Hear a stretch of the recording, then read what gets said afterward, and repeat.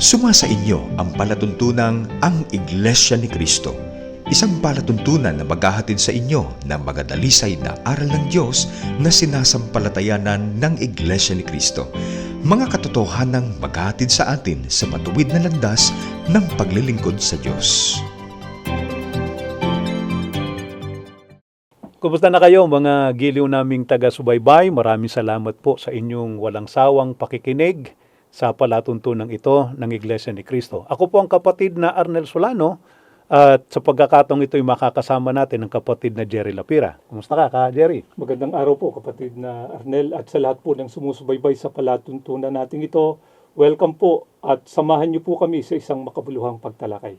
Mga giliw naming taga-subaybay, kung kayo po ay nagiging mapapansinin, ay makikita nating napakatindi nitong mga pangyayaring nagaganap ngayon sa daigdig. Di ba kapatid na Jerry? No? Opo, at very prominent po dito kapatid na Arnel ay yung pong COVID-19 na itinuturing na pong global pandemic. Oo nga, napakarami ng pininsala niyan. No? Opo.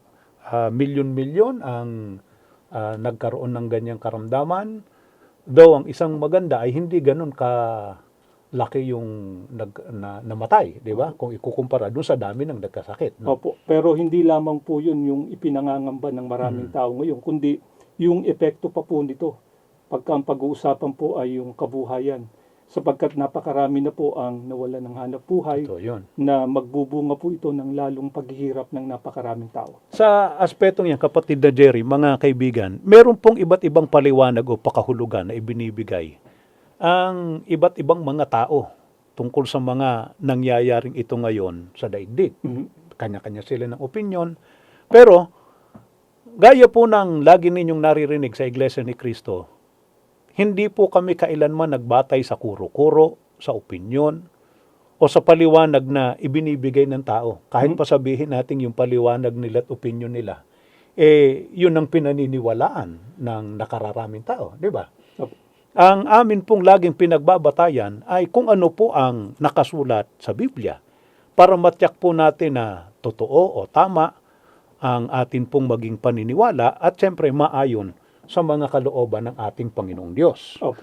Kaya sa pag-aaral po natin ngayon, alamin po natin mula sa banal na kasulatan, bakit nga ba nangyayari ang mga bagay na ito? Basahin ko po ang nakasulat dito po sa Lucas 21:10. Itutuloy pa po natin sa 11, sa 27 hanggang 28 pa. Pagkatapos ay sinabi niya sa kanila, ang bansa ay mag-aalsa laban sa bansa at ang kaharian laban sa kaharian. Magkakaroon ng malalakas at matitinding mga paglindol at sa iba't ibang mga dako ng pagkakagutom at ng mga salot.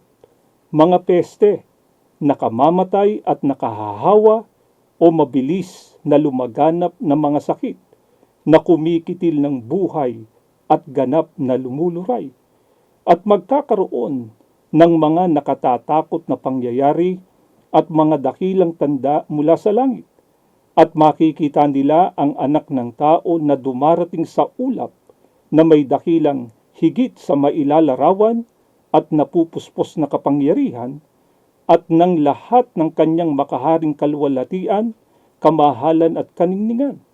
Ngayon, kapag ang mga bagay na ito ay nagsimulang mangyari, tumingala kayo at itaas ang inyong mga ulo, sapagkat ang inyong katubusan kaligtasan ay malapit na. Sa pagtuturo po ng ating Panginoong Hesukristo ay sinabi niya kung ano-ano po yung mga magaganap sa ating panahon. Magkakaroon anya ng malalakas at matitinding mga paglindol, magkakaroon po ng mga kagutom, mga salot, mga peste, nakahahawaan niya at mabilis na lumalaganap na mga sakit na kumikitil ng buhay at ganap na lumuluray. Yang binabanggit na yan ng ating Panginoong Hesukristo ay sagot niya. Kung babasahin kasi sa unang bahagi niyang kapitulo na yan, yung dun sa tanong ng mga apostol na paano malalaman pag malapit na siyang dumating. Opo. Diba? Kaya yan yung kanyang mga binanggit. Opo. Ang tanong ngayon ay, yan ba ay nangyayari at natutupad nga? Opo. At yan po ay pinatunayan po mismo ng mga scholar po ng Biblia. Pakinggan po ninyo at babasahin po namin sa inyo Ang nakasulat po dito sa The Last Days Bible, sa page 152 sa kanyang pinaka-footnote, ay may ganito po tayong mababasa sa pagkakaliwat na po sa wikang Pilipino natin ito babasahin. Yang babasahin mo, kapatid na Jerry, ay yung paliwanag nung mga nagsalin ng Bibliang yan. Opo. Doon sa binabanggit ng Panginoong Hesukristo sa Lucas 21, Gs hanggang 11. Binasa mo kanina. Opo. Yung tungkol sa mga salot, yung tungkol sa mga digmaan, at iba't iba pa. Opo. Anong kanilang paliwanag? Pakinggan po natin. Wala kailanman sa kasaysayan na nagkaroon ng mga digmaan na literal na kinasangkutan ng buong daigdig tulad ng naganap sa unang digmaang pandaigdig at ikalawang digmaang pandaigdig. Lumitaw na lubos na ganap na ang palatandaang ito ng katapusan ng panahon ay nagsimula noong 1914 sa pagsisimula ng unang digmaang pandaigdig. Ang digmaang ito ay sinundan ng matitinding mga pagkakagutom, sinundan ng malawakang epidemya ng trangkaso, Great Flu Epidemic, na kumitil sa buhay ng may 20 milyong katao. Ang mga paglindol ay hindi lamang naminsala, kundi nagaganap ng lalong madalas mula ng panahong yun hanggang ngayon. Hanggang sa pagsulat na ito, ang banggit na nakasisindak na mga maoobserbahan at mahirap paniwalaan na mga pangyayari na nagbabanta mula sa mga langit ay sa hinaharap pa. Subalit, tila kakaunti ang pag-aalinlangan na ang mga kasalukuyang panahon ay ang panahon ng kawakasan. Ayon po sa patutuon ng mga Bible scholars, kapatid na Arnel, na yung pong binanggit ng ating Panginoong Sukristo kanina na pagkakaroon niya ng digmaan na kasasangkutan ng mga kaharian at ng mga bansa ay natupad noong unang digmaang pangdaigdig, 1914 po. Pagkatapos ay sinundan pa po yun ng iba't ibang uri ng mga epidemya na nagdulot po ng matinding kagutom sa napakaraming mga tao. At yun nga ang nagaganap ngayon, di Opo. ba? Yung mga epidemya, yung mga paglindol, diba? Halos sa araw-araw ay may mga nagaganap. Pero ang nais nating mapansin ng mga sumusubaybay, kapatid na Jerry, mga giliw naming tagapakinig at taga-subaybay, yung binanggit kanina ng ating Panginoong Hesukristo na kapag ka nakikita ng nangyayari ang mga bagay na ito, kung natatandaan ko pa, sabi niya, tumingalaan niya kayo sapagkat malapit na ang inyong katubusan. Sa makatwid, ang mga nangyayari ngayon ay nagbabadya ng malapit na katubusan o kaligtasan ng mga maliligtas o malapit na ang araw ng paghuhukom o ng katapusan ng daigdig. Opo. Ito ang tamang paliwanag sa lahat ng yan. Di ba? Hindi yan kung ano-anong mga opinion na ikinakalat at pinagsasasabi ng mga tao ngayon. Ano ba ang mangyayari pagdating ng paghuhukom? Bakit yan kailangan pang ibabala? Kailangan pang bigyan ng mga palatandaan, di ba? Na dapat maintindihan ng tao. Bakit kailangan maging aware ang tao na may paghuhukom na darating? Si Apostol Pedro po ay mayroong ganitong paliwanag. Pakinggan po natin dito po sa kanyang ikalawang sulat sa mga Kristiyano. Sa ikalawang Pedro sa 3 ang talata po ay Gs. Subalit kapag ang araw ng paghuhukom ng Diyos ay sadyang dumating na, yon ay hindi ipasasabi, unannounced, tulad ng isang magnanakaw. Ang himpapawid ay guguho na may isang madagundong na kalampag. Ang lahat ng bagay ay mawawasak sa isang napakalaking sunog. Ang daigdig at ang lahat ng mga gawa nito ay malalantad sa masusing pagsusuri ng paghukom. Isang napakalaking trahedya po pala ang magaganap sa daigdig na ito na hindi pa po naranasan ng mga tao. Sapagkat pagka po dumating na ang araw ng paghuhukom, ang sabi po ni Apostol Pedro, ang lahat anya ng bagay mawawasak sa isang napakalaking sunog.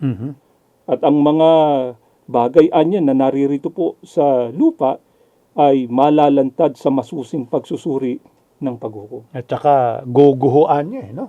ang buong daigdig, pati na yung mga nasa langit. Sa isang madaling salita, napakatinding pagkawasak Opo. ang magaganap dito sa mundo. Kung paanong nakapangangamba at nakatatakot itong mga nangyayari ngayon, mga kaibigan, mas nakapangangamba yung pagdating ng araw ng paghuhukom. Di ba? Opo. Takot na takot ang tao dito sa mga epidemyang nangyayari. Nag-aalala ang tao sa domino effect niyan, yung matinding kahirapan. Pero dapat lalong matakot at dapat lalong mag-alala diyan sa darating na paghuhukom. Opo. Yan pa namang paghuhukom ay, ang sabi nga ni Apostol Pedro dun sa binasa mo, yan hindi ipasasabi. Unannounced po. Oo, yung tiyak na araw at oras. Pero nagbababala na Opo. na yan darating na. Kaya, sana matawagan po tayo ng pansin. Ito pong nangyayari ngayon, wake up call ito Mhm. Ang ibang termino dyan, warning. Opo. No, babala. Di ba? Na merong mangyayaring mas malaking trahedya, sabi mo nga, Opo. yung araw ng paghuhukom. Sana gawin natin yung mga dapat nating gawin, maisagawa yung dapat na isakatuparan, para makatiyak na pagdating nung paghuhukom ay magtamo ng kaligtasan. Ang tanong, meron bang pwedeng gawin? Meron po. Oo. At ito po itinuturo din sa atin ng banal na kasulatan. Dito po sa unang Timoteo sa 2:3-4 ay ganito po ang pagtuturo sa atin ni Apostol Pablo. Ang gayong panalangin ay tama at pinagtitibay ng Diyos na ating tagapagligtas, na ang kanyang kalooban ay dapat hanapin ng lahat ang kaligtasan at makarating sa pagkaalam ng katotohanan. Ito po ang dapat gawin ng tao. Mhm. Lalong-lalo na nga po at nagbabadya na po na napakalapit na ng araw ng paghukom.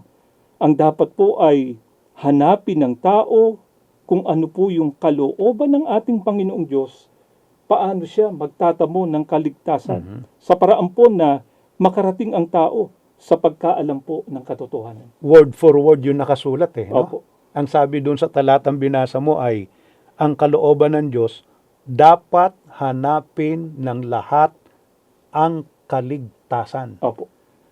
Mga giliw po naming taga-subaybay, siguro napapansin po ninyo, no? Nagkukumahog ang iba't ibang mga bansa sa paghahanap niyang vaccine. Di ba?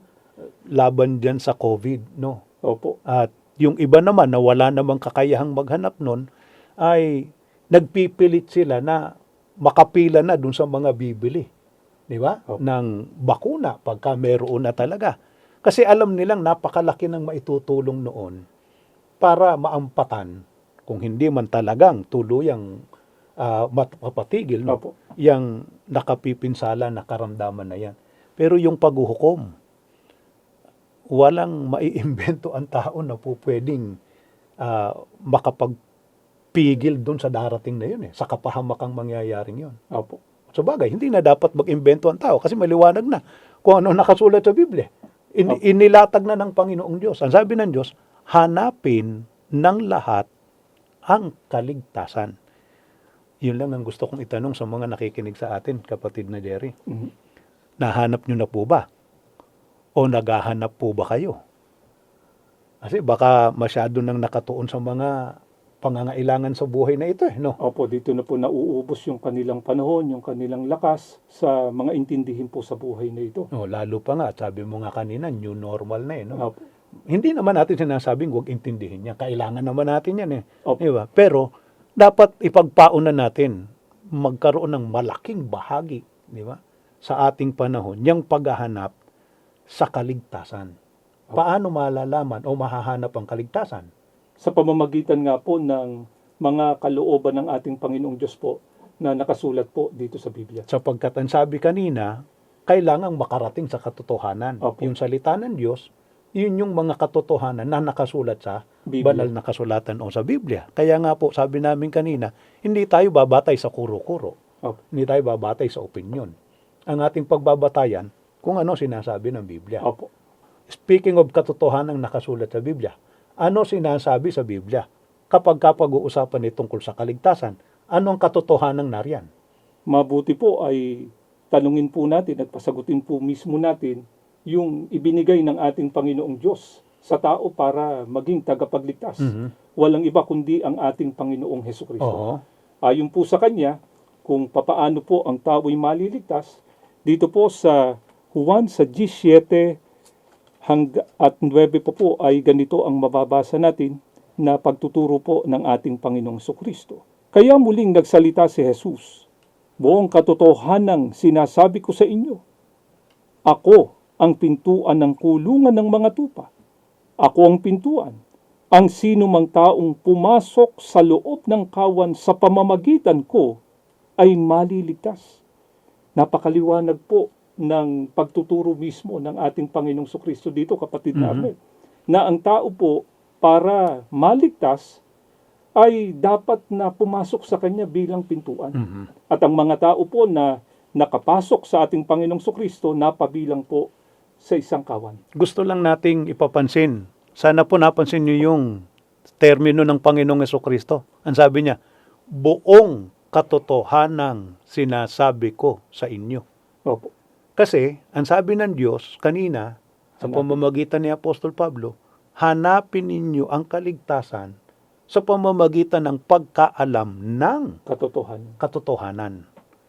Kaya hindi maliligtas ang tao sa kung ano-ano lang ang sinasabi ng kanyang kapwa. Di ba? Opo. Hindi ka maliligtas kung sasabihin, paniniwalaan mo lang yung sinasabi ng iba na dito na ipinanganak. Yun na yun. Di ba? Ay hindi ho ganon. Para po makasiguro ng kaligtasan, yung katotohanan ng sundin. At ang katotohanan ng ipinahayag ng Panginoong Hesukristo, pumasok sa loob ng kawan. Opo. Para maligtas. Speaking of pumasok, matanong nga kita, no? Pag sinabing pumasok, saan ba galing? Nasa labas po. Ayun. Hindi pwedeng manatili sa labas pagka sinabing pumasok. Ano? Tama po. Pag pumasok, saan nagpunta? Pumasok po sa loob. O, di na sa loob. Opo. Wala namang pumasok na nanatili sa labas. No? Tama po. Kaya aalis siya sa labas. Opo. Pupunta siya sa loob. Di ba? Opo. Hindi siya mananatili sa labas. Pag pinagpilitan niya, hindi, dito na lang ako. Nakapasok ba yon? Hindi po. Oh, wala pa siya sa loob. No? Opo. Ang tanong ngayon, alin yung kawan na doon pumasok o napaloob yung sumunod doon sa katotohanan? Kaya ang sabi nga ng Panginoong Hesukristo, yung pumasok na yun ang maliligtas eh. Kasi nakarating na nga sa katotohanan. Nagawa yung katotohanan iniuutos. Gaya po ng ipinangako po natin sa mga sumusubaybay sa atin, hindi po tayo magbabatay sa opinion o kuro-kuro, kundi sa kung ano po yung nakasulat sa Biblia. Babasahin lamang po natin dito po sa Aklat ng Mga Gawa sa 20:28. Salin po ito ni Ginoong George M. Lamsa sa pagkakaliwat na po sa wikang Pilipino natin basahin. Ingatan ninyo kung gayon ang inyong mga sarili at ang buong kawan. Narito'y hinirang kayo ng Espiritu Santo ng mga katiwala upang pakanin ang iglesia ni Kristo na tinubos niya ng kanyang dugo. Napakaliwanag po dito sa talatang binasa po natin na yung kawan ay walang iba kundi ang iglesia ni Kristo na siya rin pong tinubos ng mahalagang dugo ng ating Panginoong Hesukristo. Sana naaalala pa nila. Mga kaibigan, ang sabi ng Panginoong Diyos kanina, dapat hanapin ng tao ang kaligtasan sa paraang kailangan niyang malaman ng katotohanan. Ang katotohanan po na ikaliligtas ng tao, dapat pumasok sa loob ng kawan. Ang kawan po ay ang iglesia ni Kristo, batay sa nakasulat sa Biblia. Opo. Ito po ang dahilan, kaya po namin kayo hinihikayat, hali kayo sa iglesia ni Kristo. Kung paano pong napakatindi ng ibinubuhos na effort, sabi nga, sa mga nangyayari ngayon sa daigdig para malampasan yan. Opo. Kailangan po mas matinding effort ang ating ibuhos kapag kapag-uusapan kapakanan ng kaligtasan sa nalalapit na araw ng paghuhukom. Opo, sapagkat ang pinag-uusapan na nga po dito, kapatid na Arnel, kaligtasan na po ng ating kaluluwa. Isa lang yun. Ano? Opo. At tsak namang mangyayari talaga ang araw ng paghuhukom. Magsuri po kayo, mga giliw namin taga-subaybay. Patuloy kayong makinig sa mga pangangaral ng Iglesia ni Kristo at dalangin po namin. Maunawaan ninyo at makarating din kayo sa katotohanan. Magsama-sama tayo sa paghahanda sa nalalapit na araw ng paghuhukom, makatiyak tayo ng pagmamana ng pangakong kaligtasan. Magbabalik pa po kami para naman po sagutin ang mga katanungan. Diyan lang po kayo. Nakikinig kayo sa Iglesia ni Cristo Radio, DZEM 954, ang tinig ng katotohanan.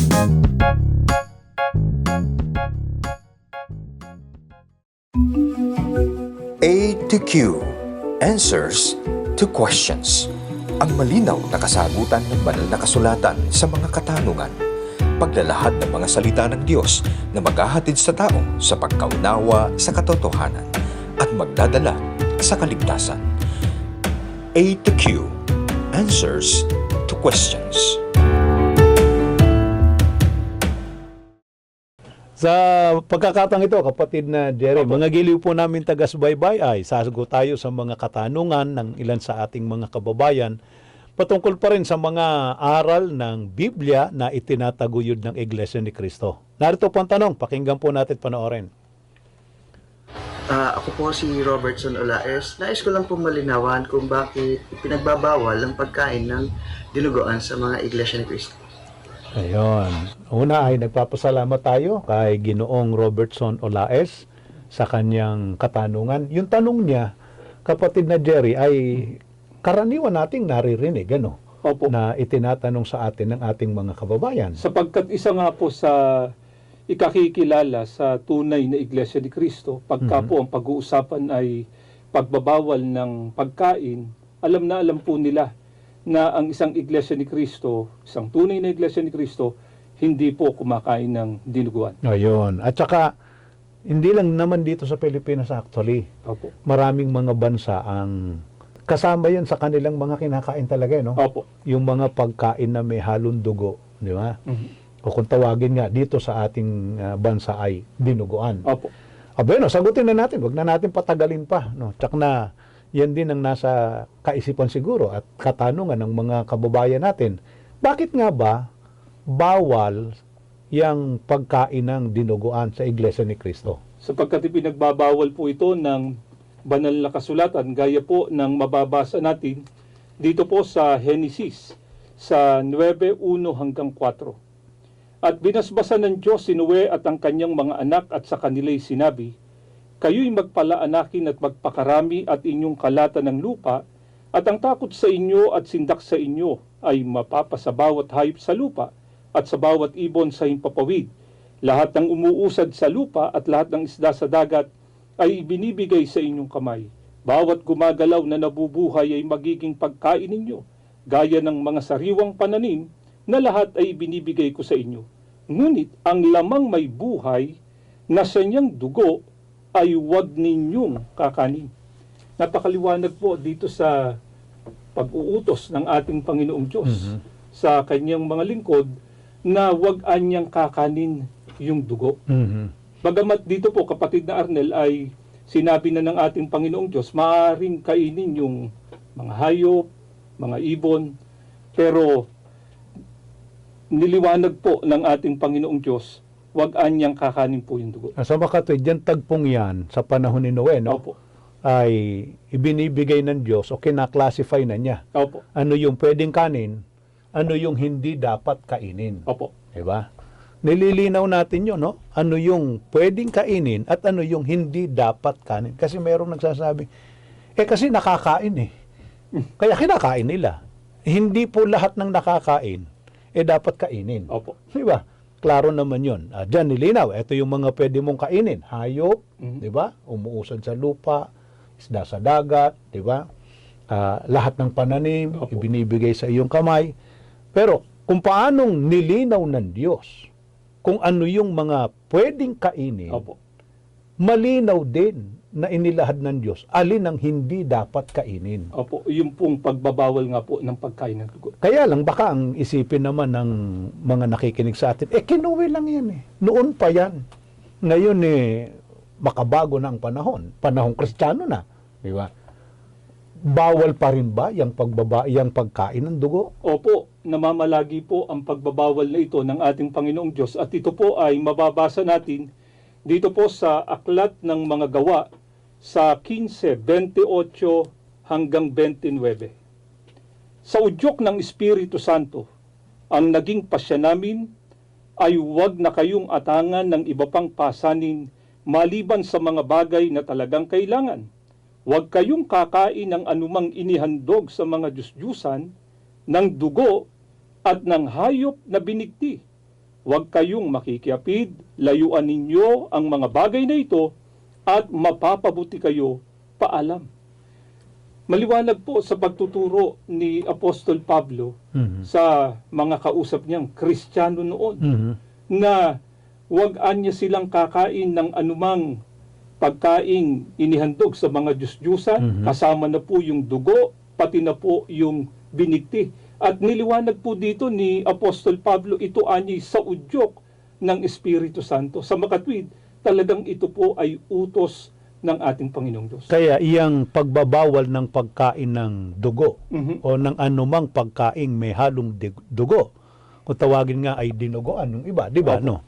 Ay hindi po aral na inimbento lang o naisip lang na ipatupad ng sino mang ministro o ng mga may tungkulin sa Iglesia ni Cristo. Opo. Yan ay aral ng ating Panginoong Diyos. Opo. At mahigpit na tinutupad ng mga kaanib sa Iglesia ni Cristo sapagkat aral nga ng ating Panginoong Diyos. Ikalawa, sana napansin nila, direkta yung pagbabawal eh. Ang sabi, huwag kakain ng dugo. Kaya nakagagawa ng kasalanan sa Panginoong Diyos ang sino mang kumakain ng pagkaing may halong dugo. Ang tanong ko ngayon ay ganito, bakit ganong kahigpit ang pagbabawal ng Panginoong Diyos dyan sa pagkain ng dugo? Sapagkat napakabigat po na kasalanan sa harapan ng ating Panginoong Diyos ang nagagawa ng isang tao na kumain po ng dugo. Ano katunayan? Babasahin ko po dito po sa Levitico sa 17, ang talata po ay 10. Ang sino mang kumain ng dugo ay magiging kalaban ko at ititiwalag sa kapulungan. Ito po ang napakatibay na katunayan na napakabigat na kasalanan po yung pagkain ng dugo. Ang Diyos po mismo ang may sabi, ang sino man na kumain anya ng dugo ay magiging kalaban niya. Nako, makalaban mo na ang lahat, wag lang ang Diyos. Opo. Diba?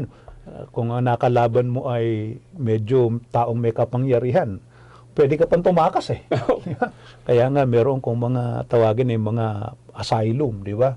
Tumatakas sila dun sa mga umuusig sa kanilang kaaway nila. Pero pagka ang Diyos ang naging kalaban mo, saan ka pupunta? Wala po. Sana naiintindihan nito ng mga kababayan natin. Mga giliw po naming taga-subaybay, mga nakikinig po sa amin, hindi maliit na kasalanan yan pong pagkain ng dugo o yang pagkain ng dinuguan. Isipin nyo ang katapat na sitwasyon yan pagka nilabag mo yan eh. Kaaway mo ang ating Panginoong Diyos. Pagkakaaway ng Diyos, definitely, hindi maliligtas. Opo. Hindi mapapabuti sa daigdig na ito. Opo. At hindi maliligtas pagdating ng araw ng paghuhukom. Kaya, payo po namin at panawagan, huwag na po kayong kakain ng dinuguan o ng anumang pagkain ng dugo. Kahit pa po sabihin ninyong, paborito ko yan. Masarap daw yan eh. Sabi nila, kasi hindi pa ako kumakain yan. Talagang hindi ako kakain yan. Hindi ko susubukan man lang, di ba? Lalo na daw pag kami kasamang puto. Yeah. Sarap na sarap nga kayo. Galit na galit naman ng Diyos. Ano gagawin natin? Ano pipiliin ninyo? Kaya, sundin po natin ang utos ng Panginoong Diyos. Huwag na po kayong kakain ng dugo. Pero yun nga ang isang tanong, kapatid na Jerry, bakit nga? Bakit ayaw ng Diyos ipakain ng dugo? Sapagkat meron pong kaukulan nito eh. Gaya po ng mababasa natin dito po sa Levitico sa 17, ang talata naman po ay 11. Sapagkat ang buhay ay nasa dugo at iniuutos ko na dapat ihandog yun sa dambana bilang pantubos sa inyong buhay. Ito po ang kaukulan ng dugo. Ayon po sa talata na ating binasa, ito anya ay pantubos ng inyong buhay. Hindi po ito ibinigay ng ating Panginoong Diyos sa tao para kainin po. Kaya pala, ang sabi doon sa binasa mo kanina, kapatid na Jerry, sa Genesis, Opo. doon sa panahon ni Noe, Opo. nung ilatag ng Panginoong Diyos yung mga pagkain ng tao, klaro na nilinaw niya na huwag kakanin ng dugo. Opo. Kasi hindi nga siya kasama sa pagkain. Opo. Diba? Kasi ang kanyang kaukulan, hindi pagkain. Ang kaukulan niya ay Pantubos po. pantubos. Kaya po noon sa bayang Israel, meron po silang ginagawa na para mapatawad ang kanilang mga kasalanan, ay naghahandog sila ng mga hayop tapos winiwisikan ng dugo, 'di ba? Ang bayan at saka yung dambana. Na yun ay isang anino, 'di ba? Nung mabuting bagay na darating, alalaong bagay yung pagtubos na ginawa ng ating Panginoong Hesus Jesu Kristo Kristo. po. Yeah, yun ang kaukulan ng dugo para po ipantubos sa buhay ng tao. At ito pong inuulit namin sa inyo ngayon. Huwag po kayong kakain ng dugo. Bawal po yan ng ating Panginoong Diyos. Klaro yun. No? Yan ay isang pagbabawal ng Panginoong Diyos na nakasulat sa Biblia na itinataguyod po ng Iglesia ni Kristo. Sana naging malinaw yan doon sa nagtanong sa atin at sa iba pa na yan ang katanungan na nasa kanilang isipan. Nag-iimbita po kami sa inyo, baka meron kayong mga katanungan din na gusto po ninyong malaman ng kasagutan mula sa Biblia, ay pwede po kayong mag-email sa amin sa dzem954@incradio.org. At sisikapin namin na sa pamamagitan ng mga salita ng Diyos na nakasulat sa Biblia, ay masagot po ang inyong mga katanungan. Maraming salamat po sa inyong pagsubaybay.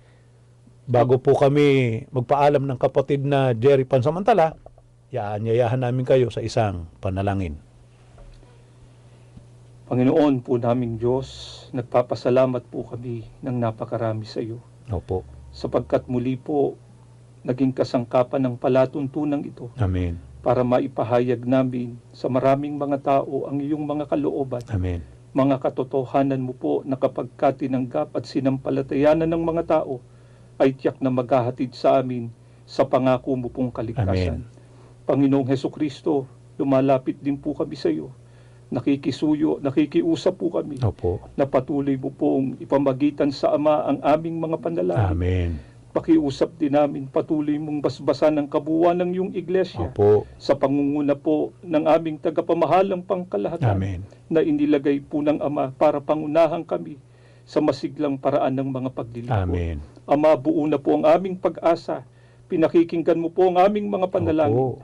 Ang lahat, hinihiling na po namin sa iyo sa tanging pangalan po ng aming tagapagligtas na si Kristo Jesus. Amen. Amen. Kami po ay nagpapasalamat sa inyong pagsubaybay.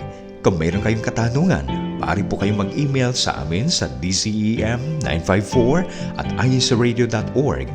Malugod din namin kayong inaanyayahan sa aming mga pagsamba at pagdudoktrina o magbasa ng mga lathalaing pasugo at subaybayan ang aming mga programa sa INC TV. Maaari rin po kayong makipag-ugnayan sa mga ministro at mga may tungkulin sa Iglesia ni Cristo sa pinakamalapit na lokal sa inyong POG.